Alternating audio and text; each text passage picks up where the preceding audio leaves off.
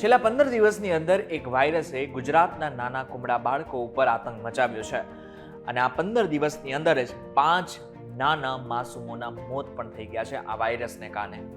હવે જો કોઈ બાળક આ વાયરસના ઝપેટમાં આવી જાય અને જો સારવાર ન કરવામાં આવે તો 48 થી 72 કલાકની અંદર એનું મોત થઈ જાય છે. જે લોકોને નથી ખબર પડી એ બધા જ લોકોને કહી દઉં કે હું ચાંદીપુરા વાયરસની વાત કરી રહ્યો છું. આજના ડેઇલી ડોઝમાં આપણે જાણીશું કે શું છે આ ચાંદીપુરા વાયરસ, ક્યાંથી ફેલાય છે, લક્ષણો કયા કયા છે અને આની સાથે સાથે એની ટ્રીટમેન્ટ અને બચવાના ઉપાયો શું શું છે જાણીશું.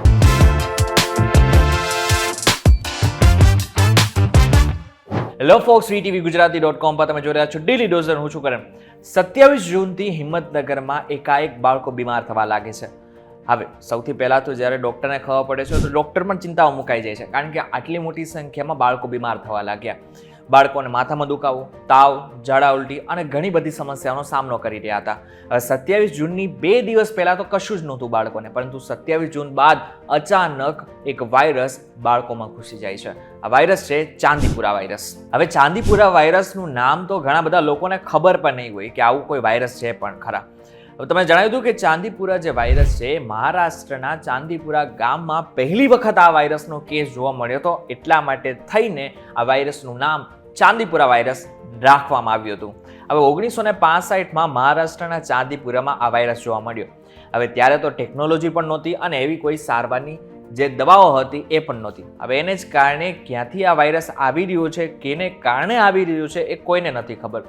એ સમય દરમિયાન તો ટપોટપ બાળકોના મોત પણ થયા અને ત્યારે આખા ભારતમાં એક ચર્ચાનો જોર પકડ્યું હતું કે એક વાયરસ છે કે જે ચાંદીપુરામાંથી બહાર આવી રહ્યો છે અને બાળકોને એના ઝપેટમાં લઈ રહ્યો છે. ત્યારથી આનું નામ ચાંદીપુરા વાયરસ રાખવામાં આવ્યું હતું. જો ગુજરાતની વાત કરવામાં આવે તો ગુજરાતમાં આના કેસ જે છે એ 2010થી વધારે જ આવવા લાગ્યા છે. એટલે કે 2010થી અત્યાર સુધી સૌથી વધારે કેસ સામે આવ્યા છે. ત્યારે તમને ખબર પડી ગઈ હશે કે આ વાયરસ જે છે એ ક્યાંથી આવ્યો છે, પરંતુ આ ફેલાય છે કેવી રીતના એ તમને જણાવી દઉં. આ જે વાયરસ છે એ ફ્લેબોટોમાઇન નામની એક માખીને કારણે ફેલાય છે.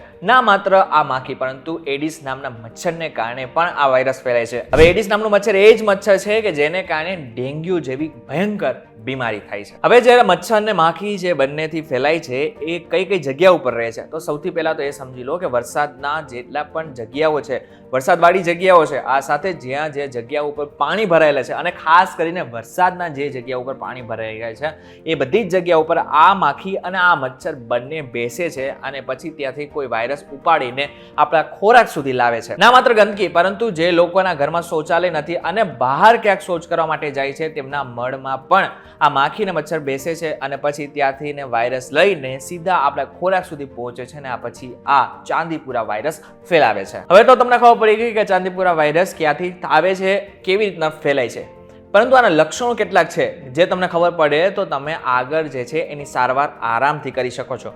આના લક્ષણોમાં માથું દુખવું અથવા તો માથાનો સોજો આવી જવો, આંખો લાલ થઈ જવી, અશક્તિ જેવું લાગવું, શ્વાસ લેવામાં તકલીફ પડવી, આ સાથે ઝાડા ઉલટી થઈ, પેટમાં દુખાવાની સમસ્યાઓ પણ થઈ શકે છે. જો કે અન્ય રોગોની જેમ જ આના લક્ષણો છે. આપણને પહેલા તો ખબર પણ નહીં પડે કે કોઈ રોગ થઈ ગયો છે, એટલે કે ચાંદીપુરા વાયરસ આપણા શરીરમાં આવી ગયો છે એ ખબર પણ નહીં પડે, પરંતુ ધીરે ધીરે ધીરે આખા શરીરને આ ઝપેટમાં લઈ જાય છે અને પછી જો સારવાર ન કરવામાં આવે ને તો બાળકનું મોત પણ થઈ શકે છે. હવે એવું નથી કે બાળકો જ આની ઝપેટમાં આવે છે, મહિલાઓ અને જે પુખ્ત વયના બાળકો છે આની સાથે સાથે જે યુવાન છે એને પણ આ ચાંદીપુરા વાયરસની અસર થઈ શકે છે.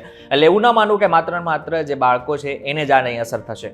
કોઈ પણ વ્યક્તિને આની અસર થઈ શકે છે, આ વાયરસ એને ઝપેટમાં લઈ શકે છે. એટલા માટે થઈને આને ક્યારે ઢીલાસમાં ન જ લેવું. હવે તો ખબર પડી ગઈ કે તમારા આ જો લક્ષણ છે એ કયા કયા છે, પરંતુ આ લક્ષણ જો તમને દેખાય તો તમારે સૌથી પહેલા ડોક્ટરને બતાવવું જરૂરી છે.